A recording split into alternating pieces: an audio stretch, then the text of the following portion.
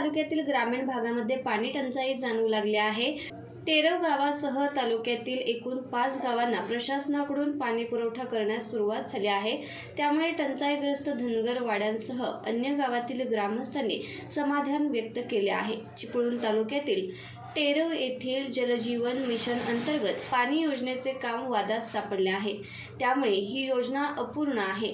योजना रखडल्याने गावात पाणी टंचाई जाणवत आहे। याबाबत टेरव ग्रामपंचायतीने पत्रव्यवहार केला आहे। नैसर्गिक पाण्याचे स्रोत आटू लागल्याने कुडूप, सावर्डे, कादवड व कोंडमळा ग्रामपंचायतीनेही गावातील धनगर वाड्यांमध्ये टँकरने पाणी पुरवठा करण्यासाठी पंचायत समितीकडे मागणी अर्ज दिले आहे। या मागणीची दखल घेत प्रशासनाकडून टंचाईग्रस्त गावे व वाड्यांना पाणी पुरवठा करण्यासाठी एका टँकरचे अधिग्रहण करून पाणी पुरवठा सुरू करण्यात आला आहे।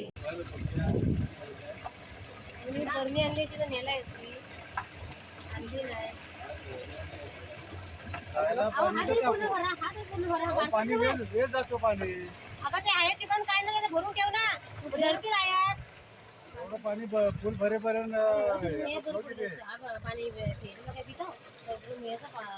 मजूर पाणी तिकडे येते ठेवलं होतं एवढं डिग्री पर्यंत नाही भरणार पहिला बघा पहिला किती किती भरतो तो 2-2 हंड्रेड कमी द्यावा